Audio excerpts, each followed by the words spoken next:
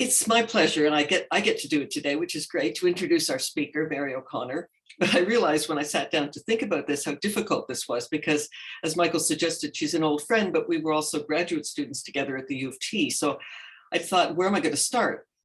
So I thought I'll start, well, she's born in Montreal. She came to Toronto after a first degree at McGill and a year teaching in England. And then she stayed here in Toronto as a student, a postdoc, and then a teacher until she moved to Hamilton to take up a position at McMaster in the 1980s. There, Mary was a member of, and for I think 8 years, 7+1 years, she was chair of the Department of English and Cultural Studies. And at various points, I seem to remember her being acting chair of women's studies, of communication studies, and multimedia as well. So well known across Canada as what I always think of as sort of activist administrator. And of course, as a cherished graduate mentor and award-winning teacher. As a scholar, Mary's been invited to speak at universities and art galleries, and I'll come back to that, from Germany, France, and England to Australia and Africa. And she's been invited to speak on, I think, the widest imaginable range of topics. The reason for that is that Mary's research career has been radically interdisciplinary, I think almost from the start. It's true, her first book was on literature. It was on John Davidson, the Scottish writer. But it wasn't long before she became deeply engaged with something, well, totally different. And that's women's health promotion, both locally, but also in places as far away as Mozambique. She co-edited a book entitled Women's Voices in Health Promotion, and she was very active in the 90s in public policy decisions. As part of the Grassroots Women's Collective, she then published the volume called Voicing Our Stories, Remaking Our Lives, Women Speak Out. That was in 1999. But the interdisciplinary, multidisciplinary, I don't know what to call it, it doesn't stop there. Certainly feminism and women's writing became strong teaching and scholarly interests, but even there, Mary's typically broad historical and cultural focus ranged from African-American fiction to early modern life writing. These are wide-ranging interests. And then the visual arts and visual culture generally became part of the core of her work as a teacher, as a scholar, and now as an art curator and catalog writer. Among the shows that she's co-curated are one called Embodied Matter at the McMaster Museum of Art, and an exhibition a few years ago at the Ontario Science Centre called The Archive and Everyday Life. And this grew out of a course that she taught and a subsequent exhibition of her students' work in Hamilton. That double title, The Archive and Everyday Life, points to two of the major threads that tie together Mary's multidisciplinary research. So everyday life and the archive, especially the archive of modernist culture from the 1890s to really the start of the Second World War. These two threads knit together very beautifully in a project that was supported very handsomely by a Shirk Major Research Grant that resulted in the book that she co-wrote with photographer Catherine Tweedy, and Kathy's with us here today as well, which is great. The book is called Seduced by Modernity, The Photography of Margaret Watkins, came out in 2007, and it's a beautiful book. She'll be talking to us today about this wonderful photographer, about whom she and Kathy have also created a film. And the film will be shown along with the exhibit of Watkins' work that began, I believe, in Madrid and is now about to open at the Art Gallery of Hamilton. And we'll have an announcement about that later, by the way. Her title today is Reading Photographs, Reading Archives, The Photography of Margaret Watkins, 1884 to 1969. So please join me in welcoming from North Hatley, Quebec, the lucky woman, Mary O'Connor. Thank you very much, Linda. As I look out at the woods and the snow beside Lake Massawippi, I'd like to acknowledge that I speak today from the traditional and unceded territory of the Abenaki people. And I was thinking, you know, I hinted in my outline that I'd be talking about reading place as well. And when I put the acknowledgement in, I was thinking, whoa, you also need to thank this territory here. Yeah. So thanks to Linda, great friend and supporter for many years. I am talking, and I chose to speak, well, this is really the one thing I can speak about, Margaret Watkins, but I wanted it now, February 9th, I chose this date because of the exhibition that's opening now on the 19th of February. And it goes to the 29th of May. And in one sense, it's Margaret Watkins coming home because she was born in Hamilton.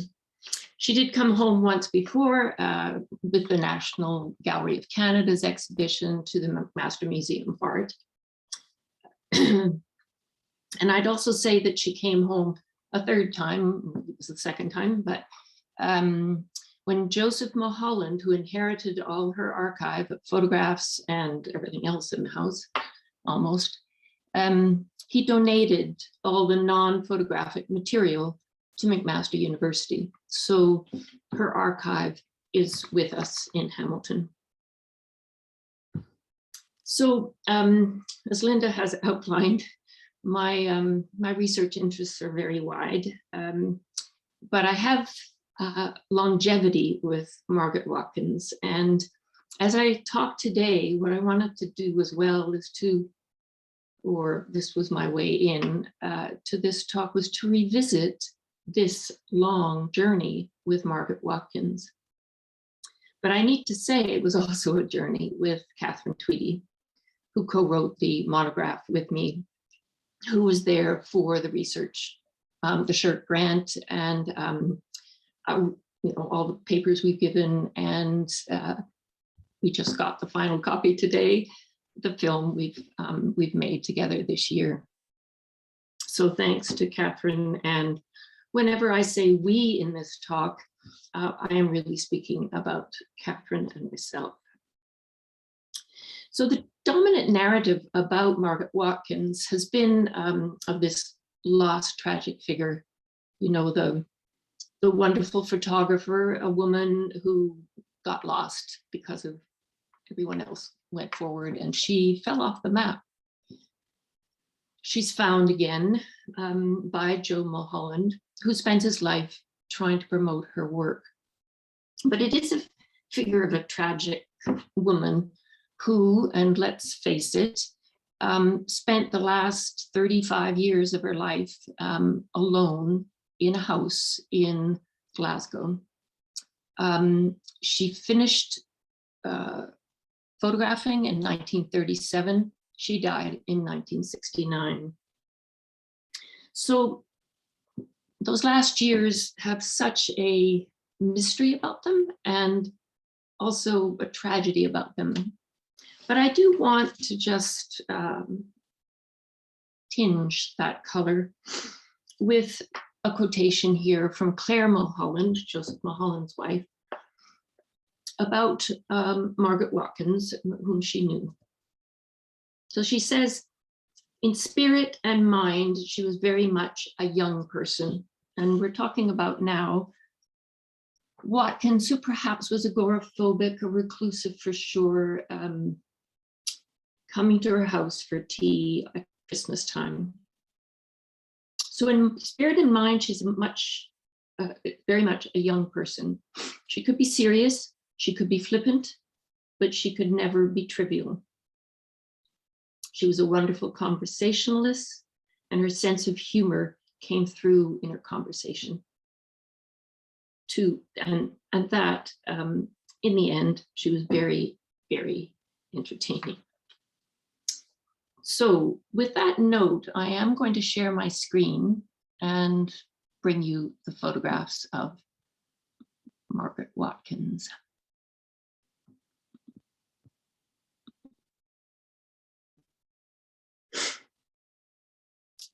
So I'm going to begin with, I always find, sorry, I've got to fix this Zoom business.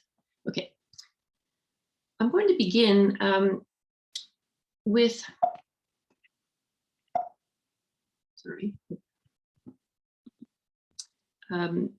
my beginning, which is as far back as 1993.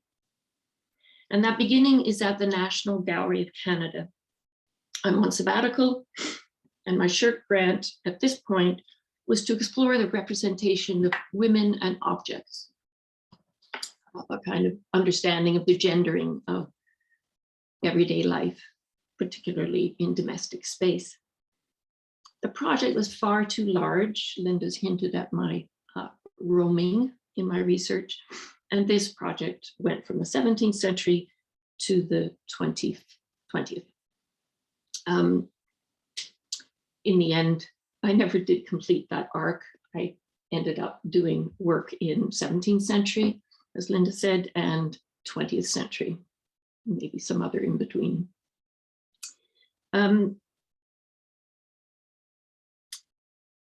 Catherine Tweedy and I had sabbatical the same year. She was doing research on photography, and I wanted to look into visual culture in the 20th century. So we decided to do a trip to the National Gallery. Kathy got there first, and she's the one who found Margaret Watkins. She said, "Mary, I think you better see this." It was one of those cold winter days, a bit like today outside in Ottawa, sitting there in the beautiful photography reading room at the National Gallery with the river and snow all around. And I was presented with not Clara Peters, whom I've been looking at, 17th century still life, but the kitchen sink. So here was a picture, of dirty dishes, basically. The scum of the milk and the water in the milk bottle, the cracked crockery, everything seemingly a mess,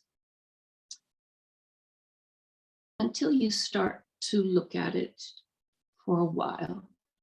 Sometimes it jumps out at you right away, but there is an appeal. And where is that appeal? Well, it has been described the three metal objects form a perfect triangle, and all the circles involved are repeated. The shadows are almost as material, have a material weight to them, as do those metal objects. So we start to think of this image as one of form, of triangles, curves, circles. And we are in, obviously, the language of Cézanne's work. We're in the language of the Cubists. And it is not long before people start to see her work in these terms. It is not quite the Clara Peters, and it's not Edward Weston's clear Exado, which is a nickname for a toilet, which is 1925. It is dirty dishes in form. And the second photograph that came to me from the National Gallery on my desk was something called shower hose, or design spirals.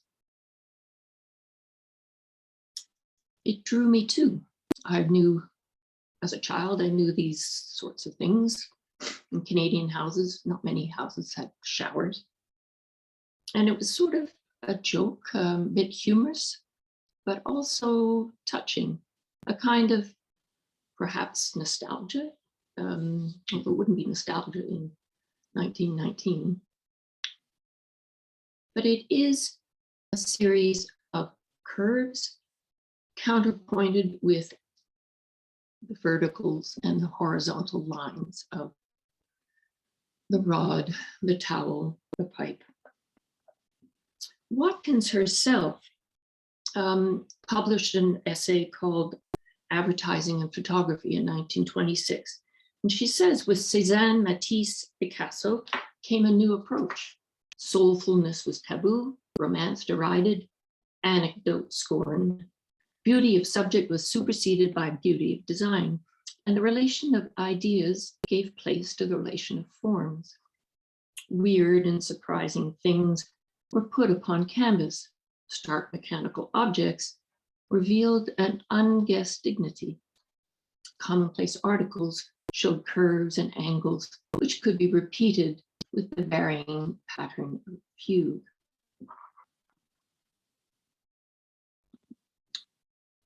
So Vanity Fair in 1921 did a full-page cover of her work called Photography Comes into the Kitchen, but showing, it says, modernist or cubist patterns of composition. And they likened the bread knife, which is the lower left, to Picasso, and the domestic symphony, those eggs on porcelain, to the sculptures of Brancusi. And this bread knife for design angles, which I have to confess was not at the National Gallery, but has just been bought by MoMA in New York. It maybe comes closest of Watkins' photographs to her own cubist theorizing and aspirations. Taking everyday objects, she makes them strange by fragmenting and enlarging them. To the formalist, the photograph is one of shapes and shadows, lines and triangles. As noted in Vanity Fair, the edge of the knife is repeated in motif by the edge of the triangles, the end of the shelf paper above. Actually, when Kathy and I were working on this photograph, we counted 57 angles formed by meeting of shapes and shadows, not including the points of the knife or the wallpaper. But this design of angles, it might be seen as contrapuntal voices mimicking one another in different keys, augmenting or inverting the subject.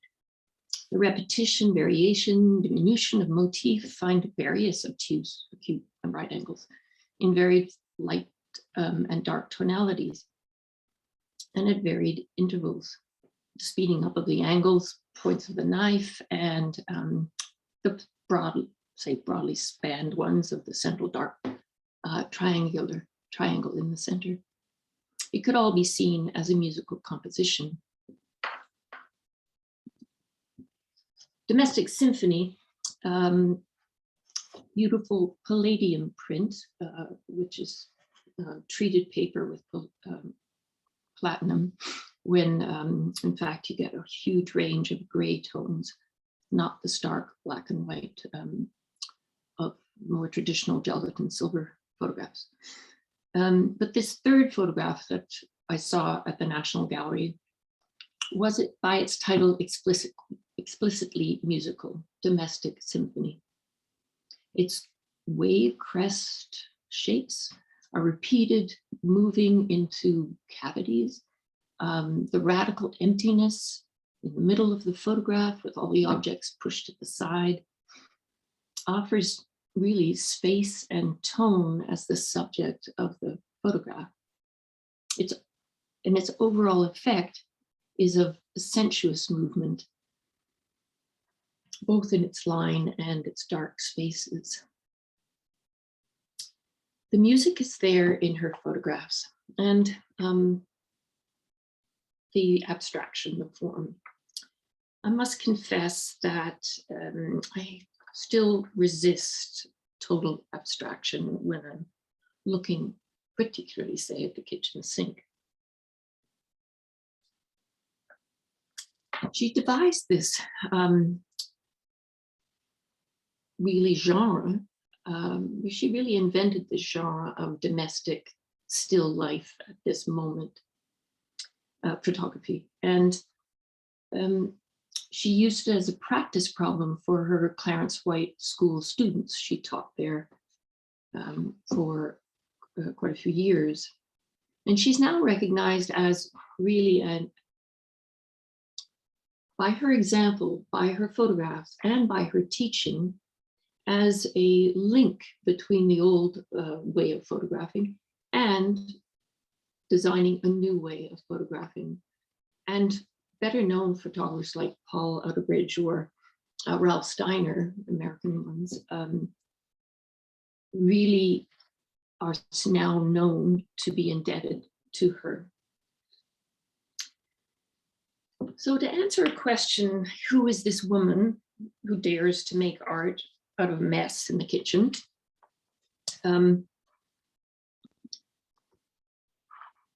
She is a single woman arriving in New York City in 1915 with hopes of making a living at producing art. She has a wide group of friends. She goes to concerts, plays, restaurants. She has a job as an assistant to the well-known portrait photographer Alice Boughton, whose photograph this is of Margaret Watkins. And she takes part in Boughton's Saturday salons in the studio with other artists and photographers. She walks the streets of the city, picking up finds at junk shops, and eventually renting her own Greenwich Village apartment, which she uses as home and studio. So I now want to move to reading photographs 2, a jump in time of only 2 years, but the next time I encountered Watkins' photographs was in Glasgow in 1995. I'm still on that old project of women and objects, and I'm working on 17th century women's writing diaries, letters in the British Museum. I hear that there's an exhibition of Watkins photographs. I've never seen them besides the few that are at the National Gallery. So I phone up to the gallery and say, oh, I'd love to come. And they say, oh, sorry, it's finished. But we've sent them all back, all the photographs back to Joe Mulholland, and we'll give you his phone number. So long story short, I flew up to Glasgow from London and spent the day or afternoon looking at the photographic archive. So to say reading photographs at this juncture in 1995 is to be cheating a bit, because really I was in no position to read. I was faced with over 1,000 vintage photographs for one afternoon. They were all piled up in folders on the couches in the large living room. And left alone with them, I honestly, as a researcher, I was kind of screaming, this needs to be cataloged. I need a map. So what I'm going to do with you now is to take you through some of what I saw that afternoon and give you a sense of the range of her photographs and the archive. So here's an advertising page, can't remember exactly where it's from, Ladies' Home Journal or one of those, with a photograph by Margaret Watkins advertising Q-Tex. So she had a very strong advertising career. She used photographs of objects in her home. She'd bring the product in and then put it together with other objects that were on her shelf. What became clear was that the very skill Watkins had devised in isolating domestic objects in new and indeed seductive ways, her pots and pans and sinks, was ideal for selling commodities for the home.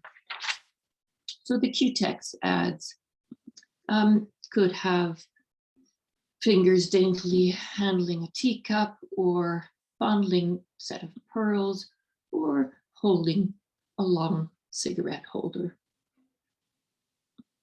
Her Woodbury soap ad uses the curves of the sink and the running of water and even the curve of the pamphlet to lure your eye into this sensuous place that the product promises you'll have in your bathroom. And modest pads could be transformed into deco boxes, rectangles, and angles.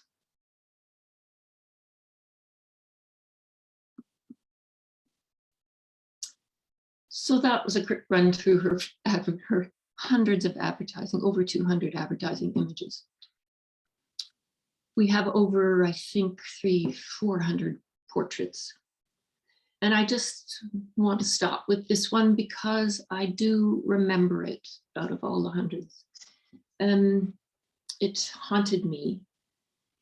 Maybe it's not a portrait, it's a photograph of a woman by the campfire. And this morning, thinking about it, it's not Gaspar Friedrich standing looking out at the Alps and you're behind him, looking through him with his gaze. Here's a woman and her work, her everyday work is there with the pan and the fire, but she does have a moment of stopping and thinking and resting. And it's almost as if that was the everyday life that I was looking for. She doesn't have an object in her hands, but the objects are close by. The labor is there, but everyday life is more than that menial struggle to keep things clean and bodies fed. Watkins' photographs range from this sort of pictorialist image of her friend Verna Skelton, actually the lady with the teacup in her hand, reminiscent of Julia Margaret Cameron, her portrait on the left there of Virginia Woolf's mother, Julia Stephen. And Dutch girl reading here would be certainly in the pictorial vein, trying to imitate paintings of the past. But we can jump forward to the other kinds of work she did, moving through the 20s, this of Pearl Reggae, and definitely a deco apartment and shaped photograph. She even goes as far, Watkins does, with portraits that don't have faces in them or bodies. This is of a friend, Nina V. Price, and it's her lamp, her hat, and their shadows on the desk. Her photographs of men are range as well, and this one of Rachmaninoff, done in her studio, is traditional professional photograph. This of her mentor, teacher, and friend, Clarence H. White, of him teaching with a negative in his hand, I believe, is more lyrical, more pictorial. The S curve of his body sitting there looking at the photograph. Or this somewhat intimate image of a friend whom we haven't identified. Or another in front of a beautiful Japanese screen that we find is also used for a nude called Tower of Ivory. This Tower of Ivory nude is actually Marguerite Agneal, a model, but she wrote a book in 1931, which I have discovered, and it's about the body and doing exercise, kind of a self-help yoga or exercise book. And the photographs are not all by Margaret Watkins, but she uses a number of them. And for instance, this and these are in the book to illustrate exercises you can do with your feet. I'm trying to rush through here. I should go back here. I'm trying to rush through here to give you a sense of that blur that I was experiencing, and obviously only giving you a taste of what I saw.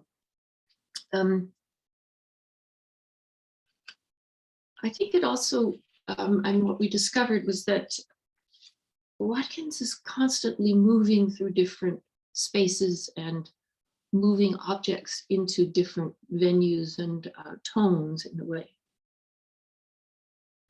But now I'd like to shift to reading archives because in 1997, Catherine Tweedy and I did get a SSHRC grant to catalog the collection and write a monograph.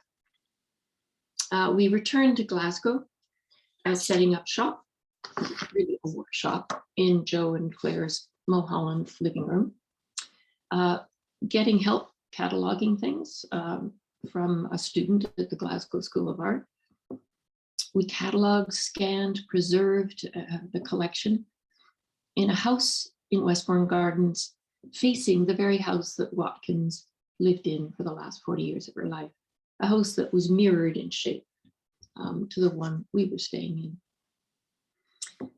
And besides the photographs, Mulholland had rescued her written documents. So life for us in Watkins' archive began. And here, with the aid of manuscript and typescript documents she left behind, I will fill in some of the details of her life. But I wanted to start with this page. It is a page from her 1916 agenda. We have 3 of those from 15, 16, and 17, so rich with information, just detailing days in her life. But I wanted to start with this page because if you read it, we're dealing with a kind of everyday life with just fussing or I caught a mouse. And I thought of something I used to teach in my archive course of Henri Lefebvre's description in Critique of Everyday Life about that in-between time, not when you're producing your great work, not when you're going out to battle, but that in-between time of training and structures and boredom. And I think I have been definitely interested in that everyday life and its relation to larger historical, social, political structures. So Margaret Watkins was born, as I said, in Hamilton, 1884, 8th of November. She was christened, actually, Meta Gladys, not Margaret. She changed her name when she left home at 24. Her schooling was intermittent. She used to travel with her family, her parents, to Glasgow to see her mother's family. But her school records actually say that she did best. In fact, the only thing she did well in seemed to be drawing and painting. She practiced piano 4 hours a day and eventually would sing in the Centenary Methodist Church choir. She's right here, maybe you can't see, bottom row, furthest woman left.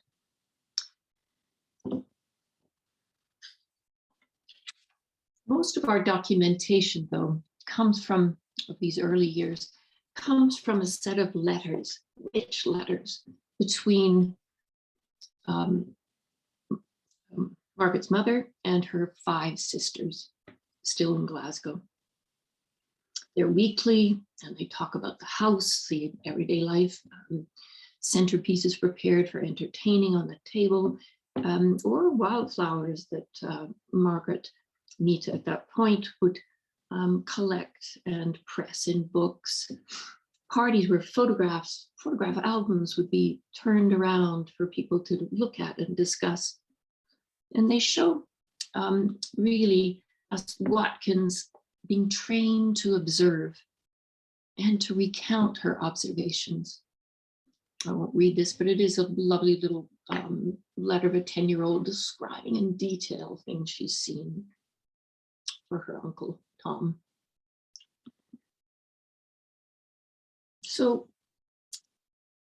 if it shows Watkins was trained to observe and recount, in a way, all of this would turn, all of this way of seeing the world would turn into a kind of knowing yourself through and in relation to objects. In a way, Watkins photography is about a new way of being with objects, a particular historical moment, that was unfolding at that time, a world in which the consumption of objects became tied to the images we create of them. It was a photography that was to play that important role of mediating our relation to this new world of consumption. Her father was an alderman, head of the temperance movement, the YMCA, and significantly an adjudicator at the Hamilton Art School. He owned one of the largest department stores in Hamilton. That was the first version, and then he built the middle one in the last years of his business. They lived in a large home with an orchard on the property. So it was a privileged upbringing, at least until she was 13. When her father had a bicycle accident in Europe and her mother had a nervous breakdown, the family imploded. When her father returned from Kellogg Treatment Center in Michigan, he had converted to Seventh-day Adventism and became fanatical with it, ultimately leading to bankruptcy because he wouldn't open a store on Saturday. And when her father lost the department store, Margaret Watkins actually started to make little crafts to sell at the very store her father had just lost. She never, in fact, would be attached to any institutional religion again. At times, she refers to herself as a pagan soul. In Boston, she sings in a synagogue choir. Watkins' diary of the time is filled with anger of the conformity and hypocrisy of those around her. I am, she wrote, domesticated to death, and she dearly wanted to escape. The irony was that it would be her return to and reinterpretation of domestic subject matter that would be her unique contribution to photographic language and history. What did it mean for a woman to choose a life as an artist in 1908? One who did not have any personal means. Watkins only escaped when she was 24. She left home, quote, to find a life and make a living. And for 6 years, she went to different artist communities, utopian communities. The first was Roycroft, right across the river, the lake, the border, East Aurora, New York. She joined first as a chambermaid, $5 a week, just to get her foot in the door, but she ended up doing illuminating, proofreading, and guiding at Roycroft. Then she went to the Sidney Lanier camp.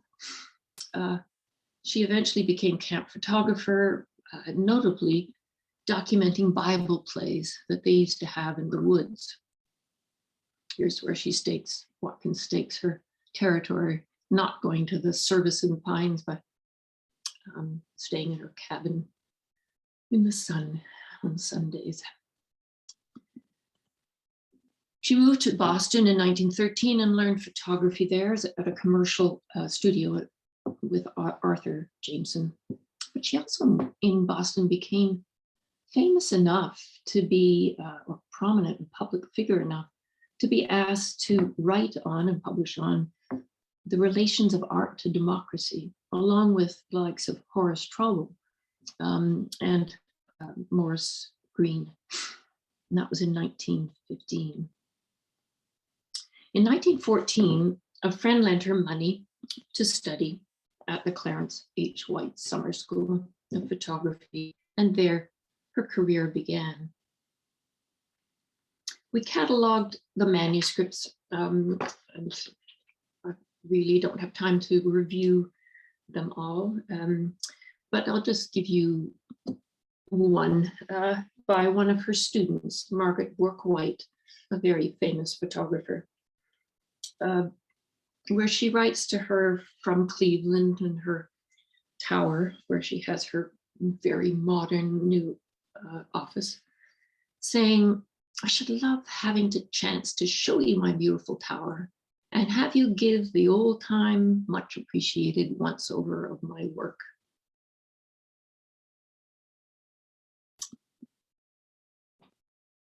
There's also many letters from advertising agencies. This one from J. Walter Thompson saying, oh, please send, in one quote, please send us your beautiful work, the kind of work of yours we love so well.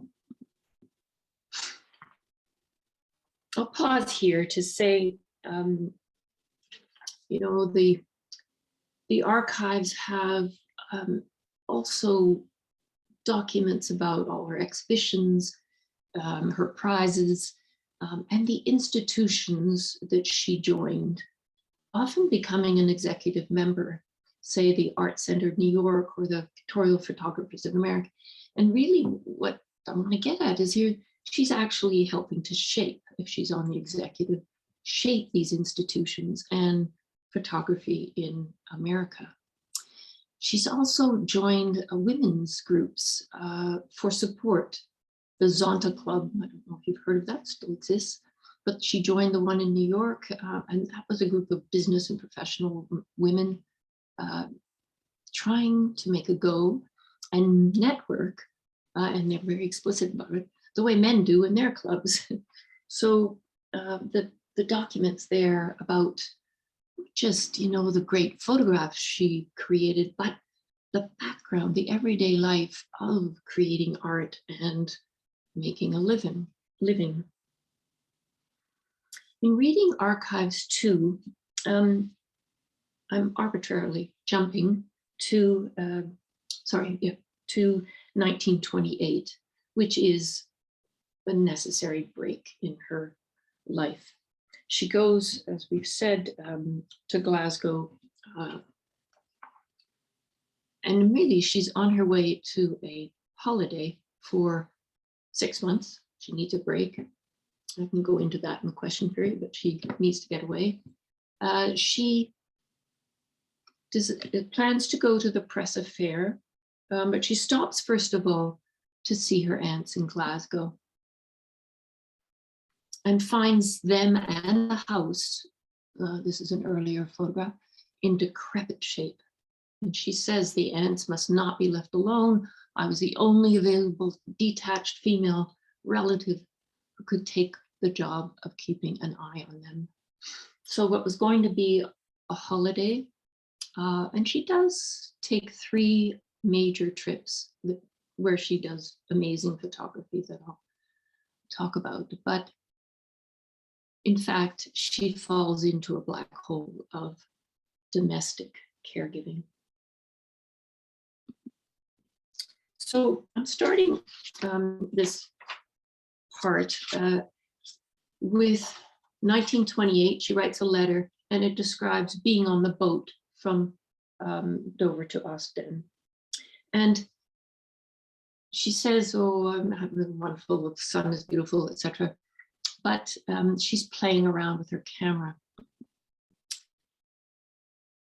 She is on her way to Pressa, the really publications fair, the graphic design in Germany, in Cologne. And what she's struck with mostly is the USSR pavilion. And here is an interior of it. She says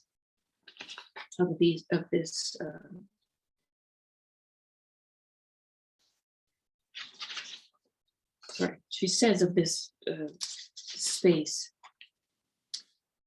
it's palpitating chaos, it's restless, chaotic energy, rampant, nothing old, bursting with propaganda. In contrast, the American pavilion was a monument to complacent prosperity. America, she says, should go way, way back, sit quietly down and do some heavy and much needed thinking. So needless to say, she is impressed with this Elizisky installation for the Russian pavilion.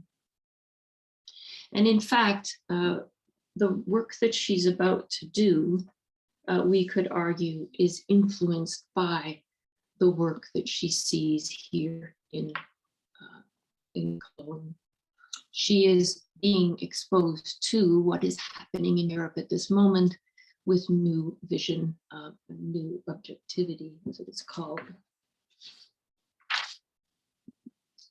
So the press affair, in fact, will change or modify her photography. So reading photographs 3, we'll look at the later photographs. So one of the photographs she takes on the boat, even before she gets to Presse, is looking down into the hold of a ship. She deepens the disorienting perspective. We question what we're looking at. Is it rectangles, squares, again, you know, in different shapes and sizes, echoing each other? Is it a film projection on that wall? But then we might focus and see bodies down there, boxes, ropes, heads, the backs of workers. Are they, what's their relation to the meaning of this photograph? Or, you know, is it only abstract? We will find in the photographs that she's about to take for the next 10 years, 9 years, we will find that, in fact, because she's out in the street, she's no longer working with material inside her home, her domestic objects. She is actually encountering the industrial and urban space of where she lives. Before, she had brought that space into her house and showed you objects that had been cropped and made dizzily different as the urban experience was doing to you. But here we do have her taking the photographs of industrial Europe. When she got to Presse, some of her photographs pick up, and she's just arrived, but she starts picking up these weird images, again, hardly readable, partly due to some of the ideology of perhaps the photograph on the right. When she gets to Paris in 31, she takes Paris from London. She doesn't do tourist photographs. Basically, if she takes the Eiffel Tower, she puts it in fog or behind other city structures. But her archive shows that she's trying out different series. And here she starts to document the reconstruction of part of Paris, the tearing down of buildings, the debris around her. Or she goes after the world of commodities, as Adjé had done with the surrealism that you can see in that photograph of hers on the left. Or a kind of ironic positioning of the pedestrian, the walker in the street with the advertising imagery. We have a number of these amazing photographs.